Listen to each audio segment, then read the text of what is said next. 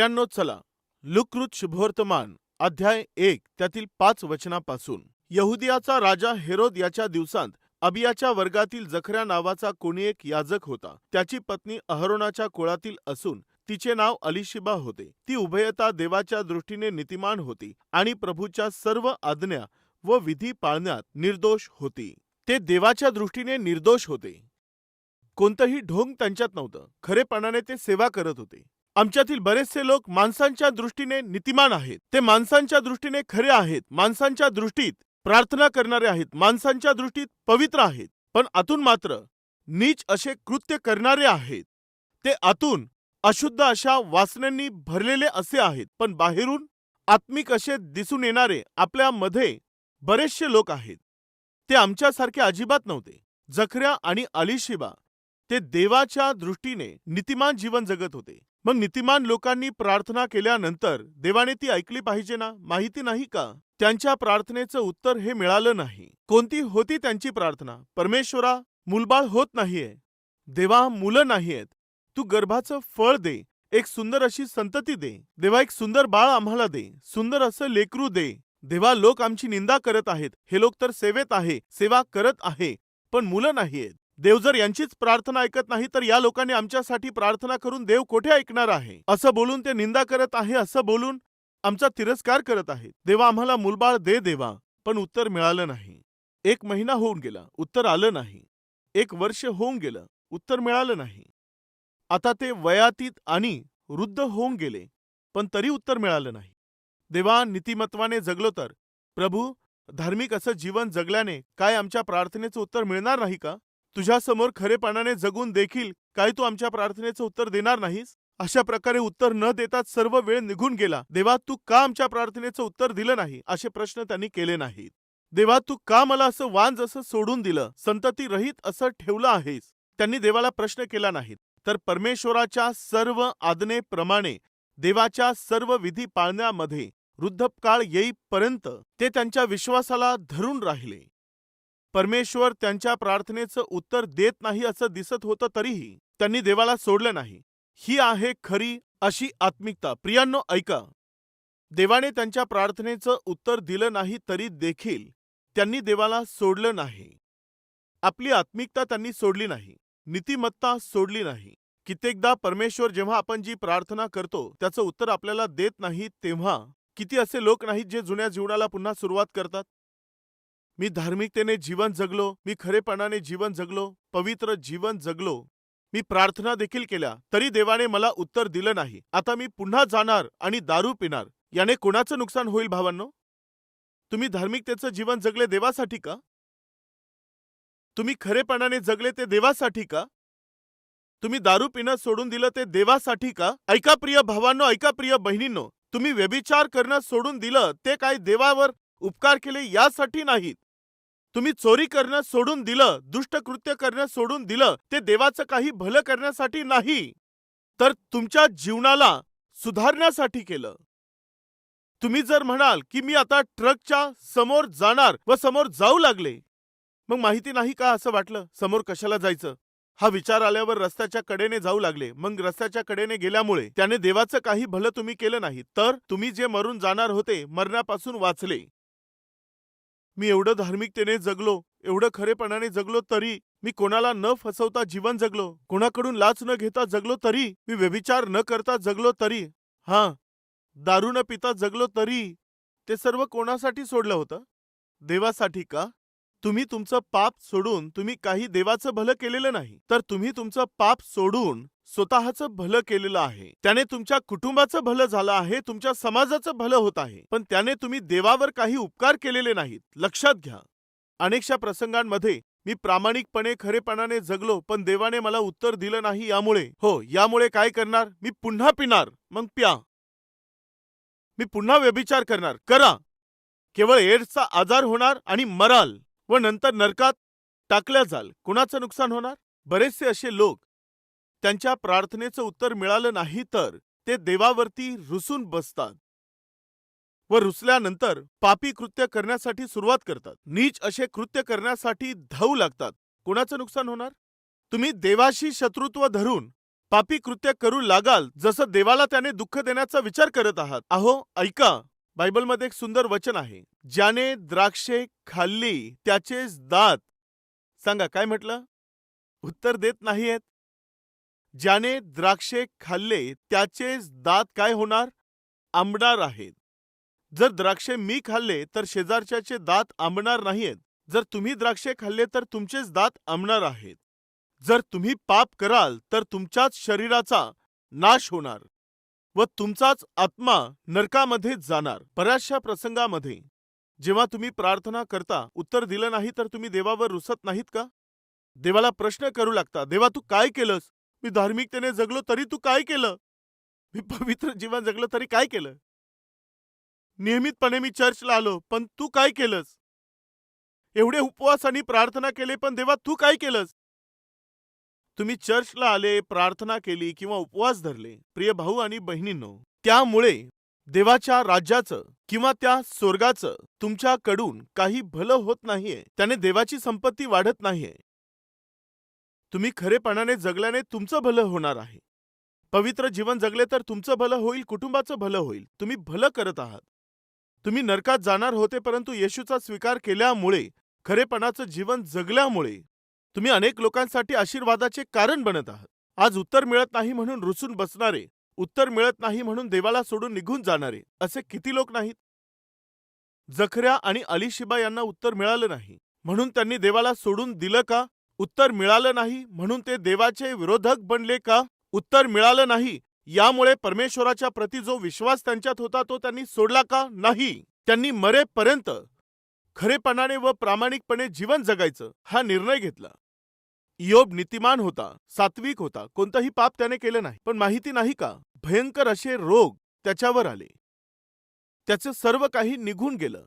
तो प्रार्थना करत होता पण उत्तर मिळालं नाही. देवाकडे मागत होता पण उत्तर मिळत नव्हतं. तेव्हा हे काय देवा, धार्मिकतेने सात्विकतेने जगलो तरी मला हे कोणतं प्रतिफळ दिलंस?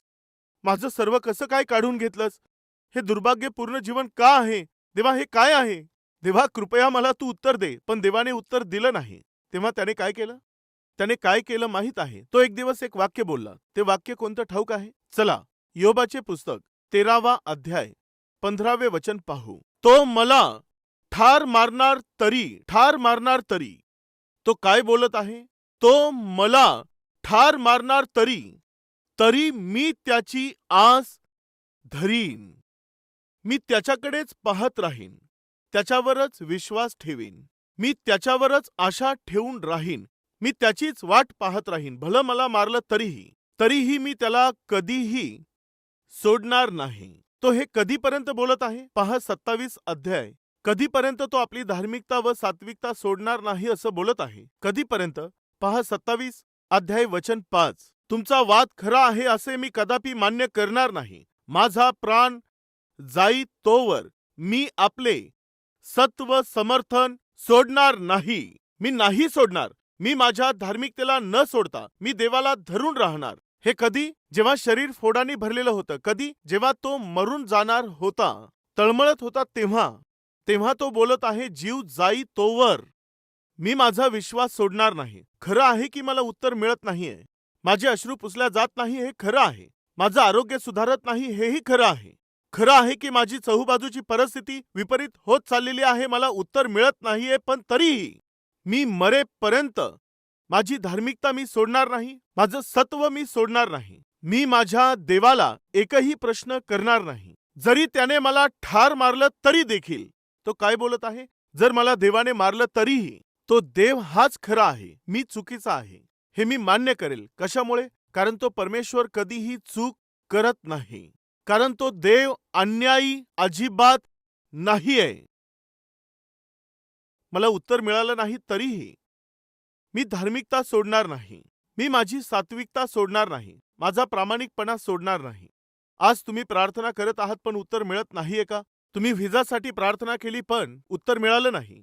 तुम्ही नोकरीसाठी प्रार्थना केली, उत्तर मिळालं नसेल. विवाहासाठी प्रार्थना केली, उत्तर मिळालं नसेल. संतती होण्यासाठी प्रार्थना केली पण उत्तर मिळालं नसेल. व्यवसायात लाभ व्हावा यासाठी प्रार्थना केली पण उत्तर मिळत नसेल. बऱ्याचशा विषयांसाठी तुम्ही प्रार्थना करत आहात पण उत्तर मिळत नाहीये. मी एक प्रश्न तुम्हाला विचारू का? जेव्हा तुम्ही प्रार्थना केली आणि देवाने जेव्हा तुम्हाला उत्तर दिलं, तेव्हा काय तुम्ही देवाचे आभार मानले? तुम्ही थँक्स म्हटले का? देवाने आम्हाला उत्तर दिलं, आम्ही थँक्स बोललो असं बोलणारे कोणी आहेत का? थँक्स म्हणणारे? Thank you. तुम्ही आता म्हणाल, हे काय पास्टर? आमच्या प्रार्थनेचं उत्तर मिळालं नाही तर मग आम्ही धन्यवाद कसा द्यावा? एक गोष्ट मी तुम्हाला सांगू का? तुमच्या प्रत्येक प्रार्थनेचं उत्तर जर देवाने तुम्हाला दिलं तर, मनुष्यांनी केलेल्या प्रत्येक प्रार्थनेचं उत्तर जर परमेश्वराने दिले तर, या जगाचा कधीच नाश होऊन जाईल. परमेश्वरा, माझा पती चांगला माणूस नाही देवा. त्याला सोडून मी दुसरं लग्न करते देवा. असंच हो. आता दुसराही चांगला नाही. देवा, हा पण चांगला भेटला नाही देवा. तू आणखी एक चांगला नवरा मला दे देवा. असंच हो. तोही दुष्ट निघाला. याच्यासोबतही मी राहू शकत नाही देवा. या स्त्रीसोबत मी राहू शकत नाही. परमेश्वरा, सोडून द्यायचं आहे. असंच हो. मी तुम्हा लोकांना सांगत आहे, तुमच्या प्रत्येक प्रार्थनेचं उत्तर देवाने दिलं तर 2-2 तरी होतील, किंवा 3 तरी, किंवा 4 तरी. सर्वांच्याच बाबतीत ही गोष्ट खरी नसेल, परंतु काही ना काही. देवा, त्या दुष्ट माणसाने माझ्यावर अन्याय केला, माझ्या जीवनाशी खेळला. देवा, त्याचा बेत पहा. देवाने त्याला मारून टाकलं. देवा, माझा पती चांगला नाही, खूप दुष्ट आहे. त्याचा तो हात नेहमी त्याने मला मारतो. त्याचा हात तुटून जाओ. तुटला. आता कामाला जात नाही, घरातच बसून राहिला. देवा देवा, आता हा कामाला जात नाही, घरातच बसतो. मी काय करू? तू हात तोड म्हटली, मी तोडला. तुम्ही ज्या प्रार्थना करत आहात, मी जी प्रार्थना करत आहे, किंवा आपण ज्या प्रार्थना केल्या, त्या प्रार्थनेचं उत्तर जर परमेश्वराने दिलं तर या जगाचा कधीचाच नाश होऊन गेला असता. जेव्हा मी नवीन नवीन हैदराबादमध्ये आलो, आर्थिक अडचणीमधून मी चाललेलो होतो. सेवा करायची होती, मोठी सेवा करायची आहे, अनेकशा लोकांना आता सुवार्ता सांगायची आहे, अशी मेहनत मी घेत होतो. तेव्हा आर्थिकरित्या मी अतिशय अडचणीमध्ये होतो. तेव्हा माझे मित्र माझ्या समोरच ऑस्ट्रेलिया किंवा बऱ्याचशा देशामध्ये जात होते. तेव्हा माझ्या मनात एक विचार आला, कोणता ठाऊक आहे, मी जर ऑस्ट्रेलियाला गेलो तर 2-3 महिने जरी तिकडे नोकरी केली तर व काही पैसे तिकडे कमावले तर ही आर्थिक अडचण मला राहणार नाही. कोणाकडे भीक मागण्याच्या ऐवजी मेहनतीने पैसा कमवून जर सेवा केली तर तेच बरं राहील. हा विचार करून जेव्हा मी नवीन नवीन हैदराबादला आलो, तेव्हा ऑस्ट्रेलियाला जाण्यासाठी मी प्रयत्न करू लागलो. मी बऱ्याच लोकांचे फॉर्म भरले होते आणि ते लोक व्हिसाकरिता जेव्हा इंटरव्ह्यू देतील तो कसा द्यायचा हे मी त्यांना शिकवलं होतं. ते माझ्या समोरच ऑस्ट्रेलियाला गेले होते. मी ज्यांना शिकवलं ते ऑस्ट्रेलियाला गेले, मग मी का जाऊ शकत नाही हा विचार आला. तेव्हा मी देखील ऑस्ट्रेलियाला जावं यासाठी एका बिझनेस कॉलेजमध्ये ॲडमिशन घेण्यासाठी मी अर्ज केला, तर मला ॲडमिशन तेथे मिळालं. फीस भरा असं सांगितल्यावर मी उसने घेऊन 1.5 लाख रुपये मी उसने घेतले व मी फी भरून टाकली.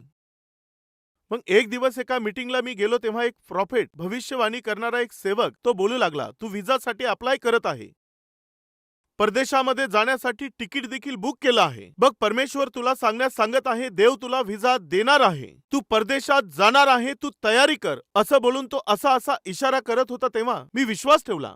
आता काय, मी परदेशात जाणार आहे. आता काय, मला ऑस्ट्रेलियाला जायचं आहे.